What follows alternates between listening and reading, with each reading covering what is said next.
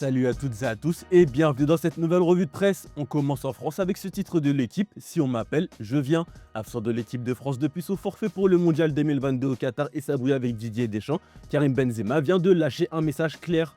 Il est prêt à revenir chez les Bleus pour la Coupe du Monde 2026 et le sélectionneur fait appel à lui. À l'occasion d'un long entretien accordé à l'équipe, Benzema a fait part de sa volonté de disputer la prochaine Coupe du Monde 2026 organisée aux États-Unis, au Canada et au Mexique. À 37 ans, l'ancien joueur du Real sait que l'édition de 2026 serait sa dernière chance de disputer un tournoi international après le fiasco de 2022. Mais qui n'a pas envie de jouer la Coupe du Monde? Tout le monde a envie de jouer cette compétition. Après, à te dire, est-ce qu'on peut me prendre? Comme je suis quelqu'un qui aime le foot et la compétition, forcément, si tu me dis d'aller en équipe de France pour jouer une Coupe du Monde et que je te dis non, je suis un menteur. Moi, je suis un joueur de foot, donc je joue au foot. Quand on m'appelle, je viens, je joue. J'ai des objectifs dans ma tête, j'aime le foot et j'aime gagner. J'aime les trophées, c'est ce qui m'apporte le plus. Là, je suis dans mon club. Si on m'appelle en équipe nationale, je viens pour jouer au foot et ça s'arrête là. Le 9 s'est aussi exprimé sur le Real Madrid et les problèmes actuels du club. Ce qu'il leur manque, c'est juste une connexion entre Mbappé, Vinicius, Bellingham, Rodrigo. Chacun doit savoir ce qu'il doit faire sur le terrain. Il faut que Bellingham comprenne qu'il est meneur de jeu, pas le buteur. Mbappé, c'est le buteur, pas le meneur de jeu. Vinicius, ce n'est pas un 6, c'est l'ailier gauche. Du moment que chacun sait ce qu'il doit faire, c'est terminé. Sur le cas Mbappé, Benzema l'a averti et expliqué que c'est dans les grands rendez-vous qu'il est attendu. Il marque énormément de buts et il va continuer à en marquer comme il le faisait au PSG. Mais le plus important pour Mbappé, c'est que le Real l'a pris pour qu'à des moments clés, il fasse gagner son équipe et il en est capable. C'est cette pression-là qu'il doit prendre et faire ce petit pas du leader d'attaque car c'est lui qui doit porter le Real Madrid vers les trophées. Enfin, lorsqu'on lui demande s'il pourrait revenir à Lyon, Benzema ne ferme pas totalement la porte même s'il sait que cela sera très difficile. On reste à Lyon justement où l'OL s'est imposé 2-1 en Ligue Europa hier contre Go Ahead Eagles. Un programme minimum pour une grande avancée quand même, écrit le progrès. Au Groupama Stadium, les Lyonnais ont validé leur qualification pour les barrages. Paulo Fonseca a misé sur un 11 quasi type par l'absence de Tessman, blessé et remplacé par Mera.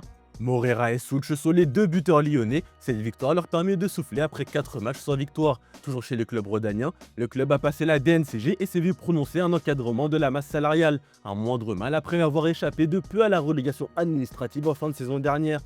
Dans les autres matchs des clubs français en Europe hier, Nice creuse encore comme l'écrit l'équipe après la défaite 1-0 contre Braga. En alignant son 10e match sans victoire, le Gym a battu un record dans l'histoire du football français. Sa 8e défaite de suite s'inscrit aussi dans celle du club.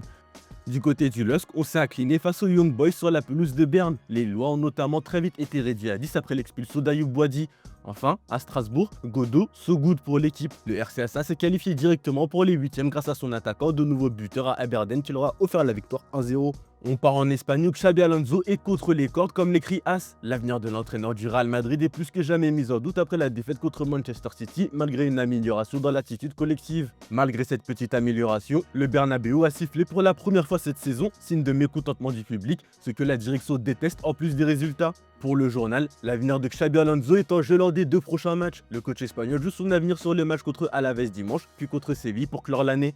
Les défaites récentes contre le Celta et Manchester City ont mis son poste en danger et il est désormais sur un siège éjectable. Seules des victoires convaincantes le sauveront. La confiance de la direction envers Xabi a été mise à mal et le Bernabéu aussi jugera comme toujours.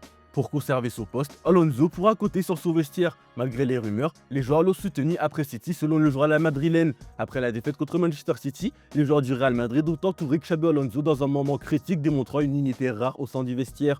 Les merengues se sont sentis mieux physiquement et veulent tirer dans le même sens. Toujours en Espagne, Julian Alvarez a accordé un entretien à Marca et est revenu sur plusieurs sujets. L'Arena a déclaré se sentir à l'aise et comme à la maison du côté de l'Atlético grâce aux nombreux Argentins au sein du vestiaire. De plus, il s'est aussi exprimé sur les rumeurs de transfert avec le Barça notamment et dit que cela ne l'affectait pas. Je sais ce qu'il dit sur les réseaux, mais c'est plus du bruit que de la réalité. Du côté de la presse catalane, la prolongation d'Eric Garcia est mise en avant. Garcia, leader titre Mundo. Eric Garcia a signé sa prolongation de contrat avec le FC Barcelone jusqu'au 30 juin 2031. Malgré l'intérêt du PSG, le défenseur a été clair. J'ai dit très clairement à mon agent que je voulais rester ici. Indiscutable pour Hansi Flick, il est le joueur le plus utilisé cette saison en ayant joué tous les matchs. Sa polyvalence est appréciée par son entraîneur et sa mentalité et son caractère par ses coéquipiers. Le défenseur a dit ne pas faire du brassard de capitaine un objectif personnel, bien qu'au sein du club catalan, on pense que tôt ou tard, il le sera grâce à ses qualités de leader.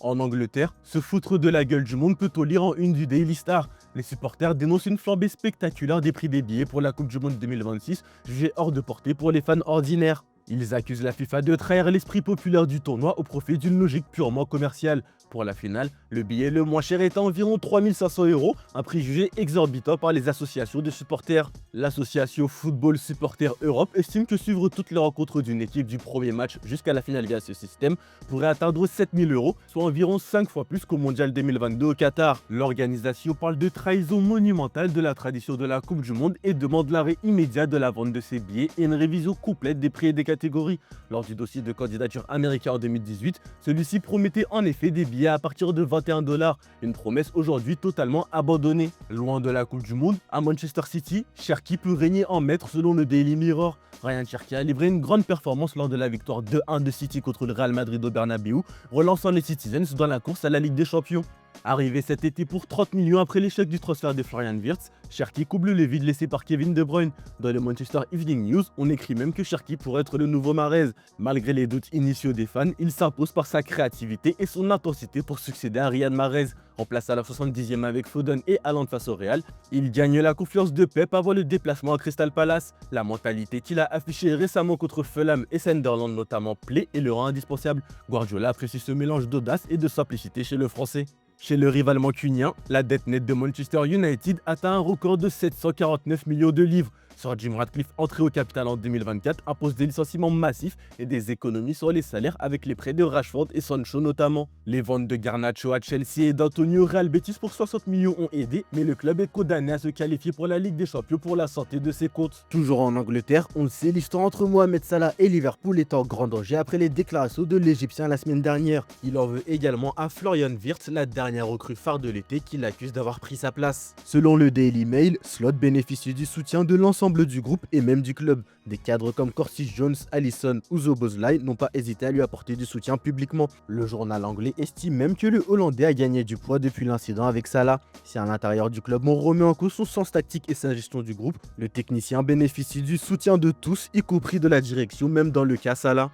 On termine ce tour de la presse en Italie d'abord avec ce titre de la Gazzetta, le Scudetto est à nous. Hier, lors des Gazzetta Awards, Luka Modric et Lautaro ont affiché leurs ambitions et les deux joueurs visent le titre de Serie A. Le Croate a déclaré que la Serie A est très difficile et compétitive. Il a aussi avoué vivre un rêve en portant le maillot du Milan, club qu'il admirait étant enfant. Il vante Massimiliano Allegri, grand entraîneur et gagnant qui gère les champions avec personnalité et qui aussi a créé une atmosphère propice au vestiaire qui veut aller chercher le Scudetto. En face, à l'Inter, Lautaro, récompensé pour son année 2025, a déclaré que l'Inter n'a jamais été aussi forte avec Chivu. Aidé par un psychologue, il gère les critiques avec sérénité. Si on m'attaque, c'est par envie. Fidèle à l'Inter, il veut tout gagner, Scudetto ou Ligue des Champions, je ne choisis pas. Du côté du Corriere, Spalletti est prisonnier pour le journal. Il a hérité d'une Juventus fragilisée par les blessures et un effectif déséquilibré, optant pour la prudence sans révolution tactique.